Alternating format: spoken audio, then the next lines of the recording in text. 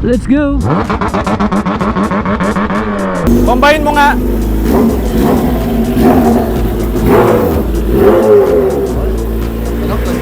Naiiya pa eh, no?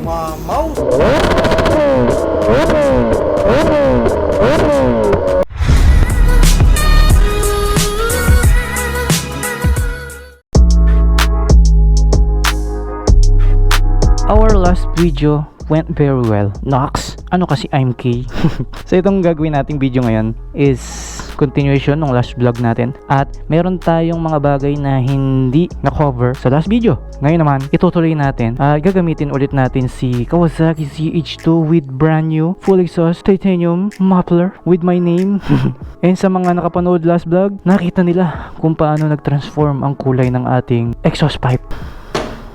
Medyo matagal-tagal nung last siyang na PMS at dahil sa bilis na rin ng takbo natin, no, nag-dry ka agad yung kanyang kadena. So itong kadena ang dapat laging monitored, no, kasi ito yung expose eh. Wala siyang lubricating system, so talagang manual natin siyang nilulubricate. So yung paglulubricate dapat ganito, kasi ito yung mga lubricants na hindi tumatalsik kahit mabilis yung takbo, agad siyang nag-evaporate. Ang matitira na lang yung parang malagkit na grease para mag-stay siya sa kadena. So hindi naman sa pagpupromote ng brand ha, basta kahit anong chain lube. Nagkataon lang tayo ay may extreme one, so ito yung ginamit natin. Speaking of MK, nung chinek ko yung YouTube channel niya, 1 million subscriber na pala siya, no? Paano naman hindi magwa 1 million? Ang gaganda ng mga big bikes niya, puro mga sports bike pa. Tapos lahat ng mga top models ng mga big bikes niya naka-setup. Wala yata siyang motor na isaksak eh. Palibasa yung mga motor doon, normal na lang na big bike. Wala tayong makikitang sniper doon, raider doon, kahit yung mga scooter. As far as I know, siguro dahil puro mga motovloggers lang yung nakikita ko doon, no?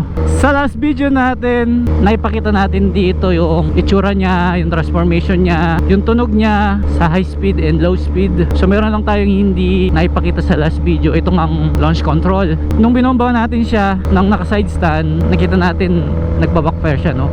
So gusto kong makita yung backfire niya ng gabi para makita natin kung gaano kahaba yung apoy ba. So ang gagawin natin, pupunta tayo sa lugar yung normal na maingay talaga, like halimbawa sa expressway or sa racetrack, gano'n. But since kailangan nating abutin ng gabi para makita natin ng maliwanag yung apoy, mas kita kasi sa gabi, di ba? So meron akong alam na gas station na konti lang yung mga establishments niya and mahaba yung exit niya, no? Northbound siya, so mag-u-turn tayo somewhere in Bulacan. Madali naman i-activate yung launch control eh. So pindutin mo lang ng matagal yung mode and yung select, tapos pwede nang marangkada. Okay.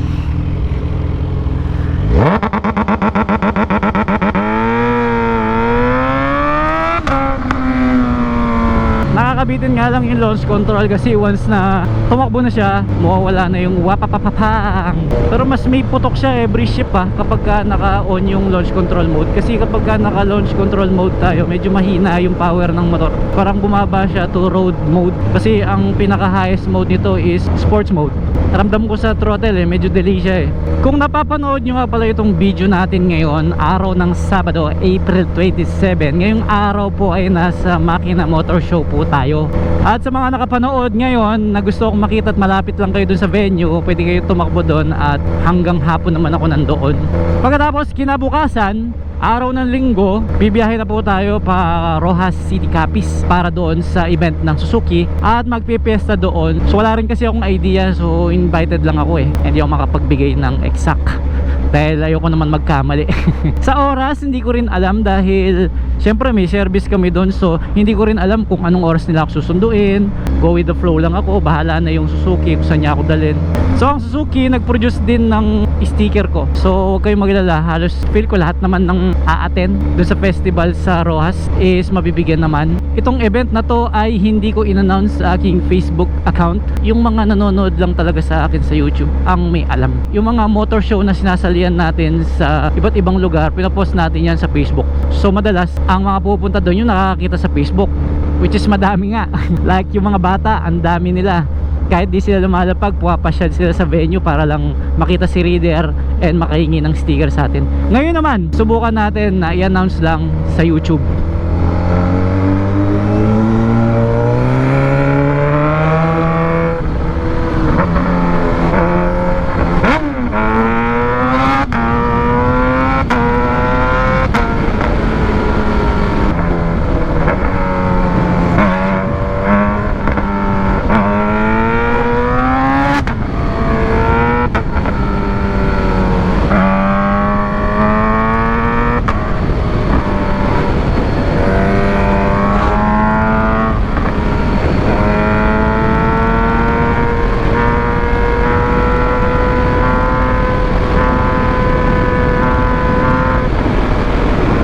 Couple sila, oh, Geely helmet, oh.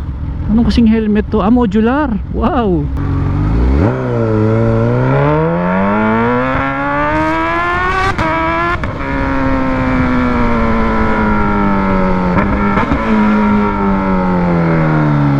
Galit na galit. Parang ayoko muna mag-exit ng San Fernando since Bulacan naman tayo pupunta. Paano kung sa San Simon kaya tayo mag-exit, no?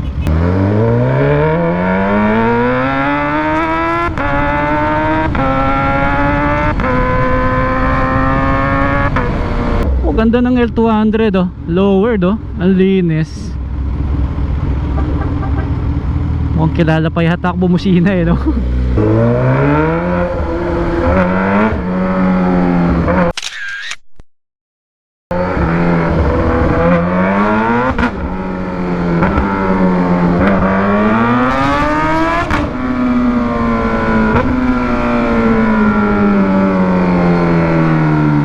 Tapos nga pala, kung mapapansin niyo yung medyo patapos na yung video natin sa huling video yung in-upload natin, medyo tabingi yung camera, no?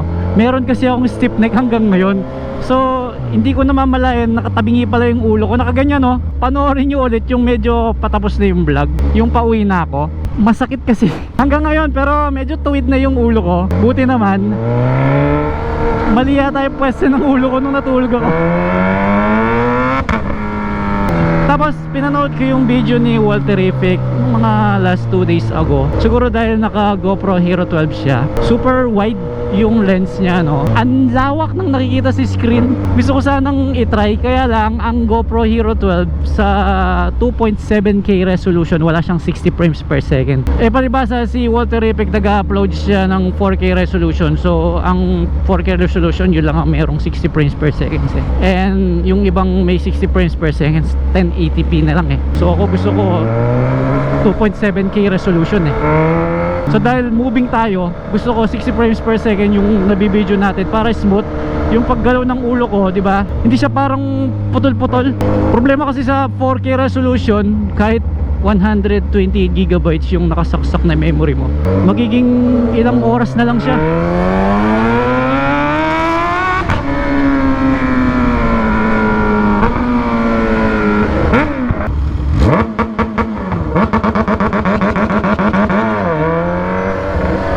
Aba, tinaas na nila yung gas station dito. Madalas kasi lumulubog, eh.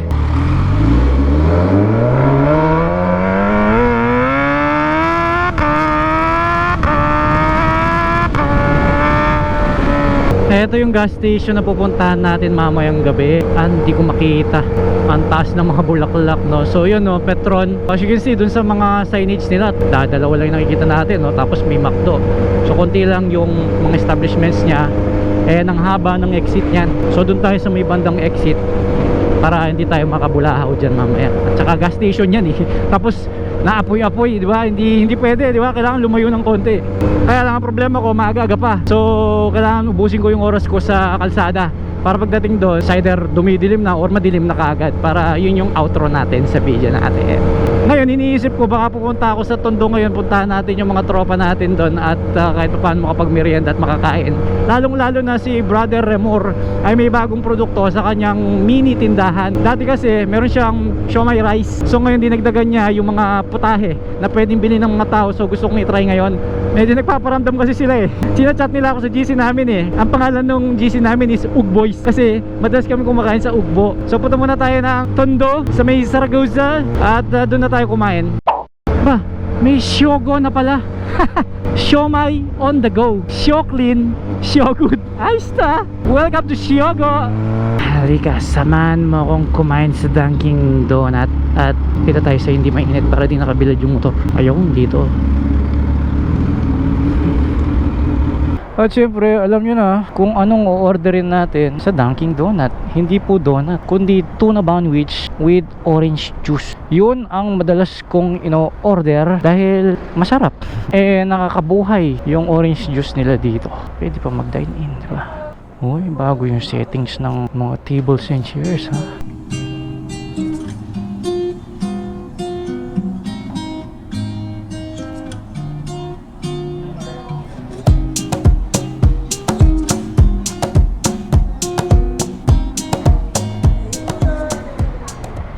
Ang sarap. The best feeling yung may naghihintay kang motor after mong kumain ng masarap, knowing na kahit saan pwede kang pumunta. Grabe, kitang kita yung pagkakabulo ng tambucho, ah. Let's go! Pag-check ko kanina ng aking messenger, kaninang kumakain ako, naalala ko, merong nga pala kaming war sa Clash of Clans ngayon. At ako na lang yung hindi uma-attack. Meron kasi kaming GC ng mga ka-clan members ko. At ako yung leader ng clan. Gumawa ako ng bagong clan. Reader yung pangalan ng clan namin. Dalawa pa naman yung account ko dahil yung isa donator ko. Ang score ngayon is 83 kami, 87 yung kalaban. So kailangan maka 3 star pala ako. Medyo pressure yan, ha. Dahil hindi naman ako magaling sa Clash of Clans, never pa ako naka 3 star. Maliban lang kung lulusubin ko yung mas mababang town hall. Ito nga pala yung aking account sa Clash of Clans. Yan po yung code ng aking account. Dito pagdating sa overloading, smoke, belching, coding, maselan dito, no. Palit lang ako ng baterya dito. Mali, no. Dapat doon pa lang sa kinainan ko kanina, nagpalit na ako ng baterya pala. Hirap pihitin ng ulo. Ang sakit sa leeg.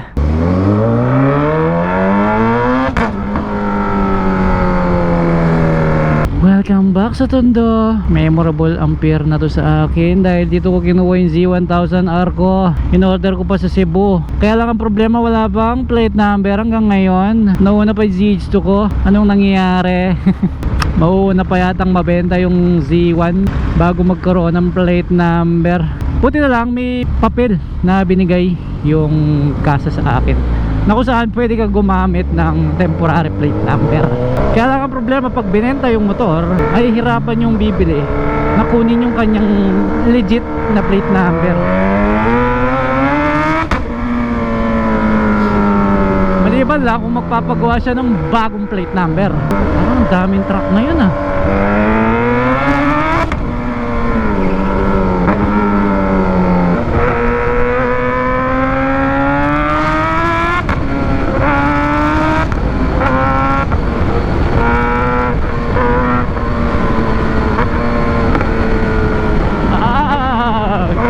Parang EDSA yung daan dito.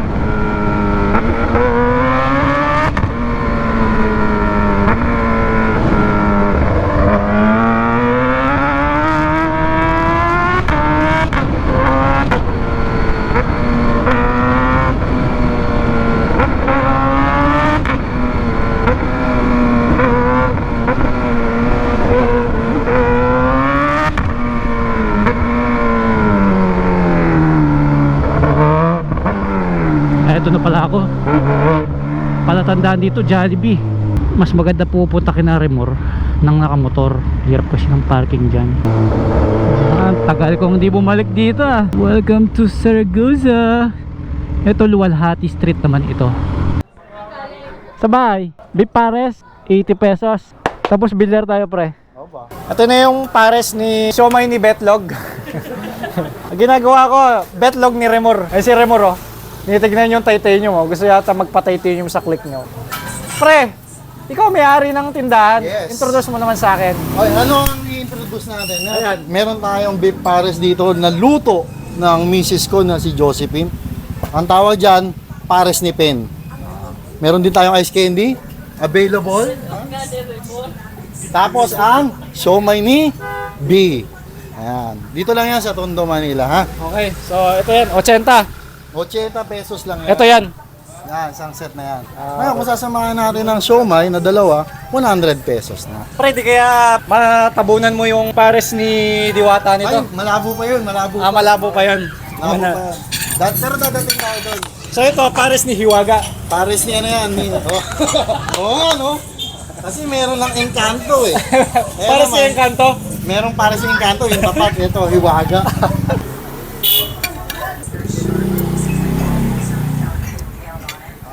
Pasubok nga ako si H2 mo. Pre, sarap pre ah. Hoy, thank you, thank you. Yan. Hoy, ikaw saan ka pupunta? Nagmamotor ka ba? Ba't wala kang helmet?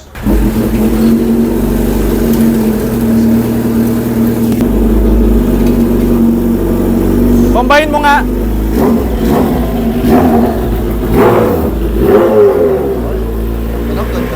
Naiiya pa eh, no? Mamaw. Pagdating sa highway, bobombay sa agad dyan. Oo. Kumuha lang ng helmet doon sa bahay nila, doon lang yun eh. Sobrang init. Punta kami dito sa Bilyaran. Malapit lang kina Remor. Ayun silang dalawa oh. Naghihintay kami ng pila. So punuan ngayon oh. Dito kami ngayon. Hinihintay lang namin sila matapos. Woo! Init! Para tayo nasa India, pre! Ay, nakatutok lang ah. Oo nga eh.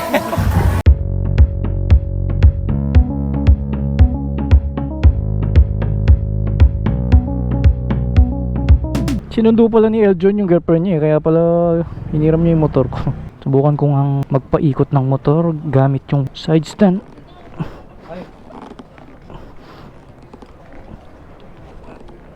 Bigat talaga eh, no? Bye, bye, thank you. Nako, di ko pa naman dala yung ilaw ng GoPro ko, no? Tapos, walang auxiliary light itong motor ko. Kasi buhat nung naulanan to, binyahe ko sa bandang SMX nun, bumabagyo. Dinaan ko sa Lubog, sa may Quezon Avenue. So pag uwi ko sa bahay, disabled yung busina, pati ilaw. Pero nung natuyo naman, umilaw-ilaw naman at bumubusina. Pero after ilang days nawawala-wala. So may mga wires na nag-lose contact. Hindi ko namamalayan tabingi yung ulo ko, no. Kaya sa video, tabingi eh. Dito ako dumaan kasi ang saya eh. So hindi ako nakapag-video kanina nung naglakad-lakad kami dito. So dito banda yung Bilyaran, dun sa kabilang way. So natuwa lang ako kasi ang daming tao dito, no. Ito ay dire-diretso lang, then lalabas tayo sa main road na. Ito na yung main road oh. May nakikita na tayong mga trucks. So kapag ka nagpapatakbo ako ng mabilis na open yung visor natin, sumisipol yung audio. Anyway, pwede ko naman ibaba. May ilaw naman sa daan. Medyo nakaka-stress lang magbilyar kanina kasi nga ang init. Eto na yung gas station. Kaso medyo umaambon-ambon, no. So bagay, sandali lang naman tayo dito. Doon tayo sa malayong part. Mga nagtatakbo na, yung mga nagtatakbo na field trip. Yun, doon tayo sa malayo. Doon. Ayan, dito tayo. Malayo, medyo maliwanag pa oh, diba? Yan. Right, bomba na.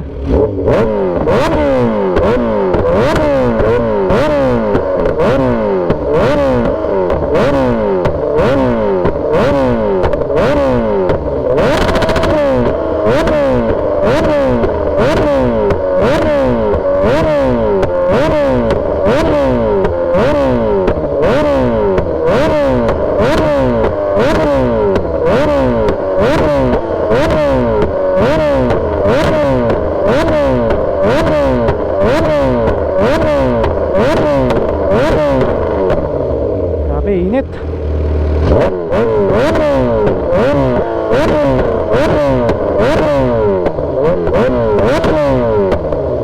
Talagang kahit konti lang pumuputok-putok siya, no?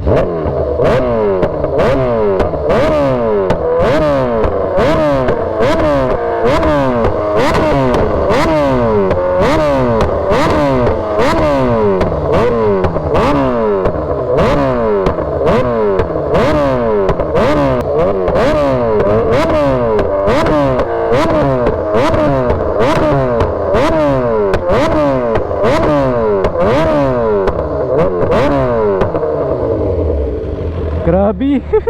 Nagbabaga na yung tambucho. Ay, nag-blue lalo yung tambucho. Next vlog papakita ko sa inyo yung pagbabago niya ngayon. Dati nag-purple lang siya. Ngayon, blue lahat.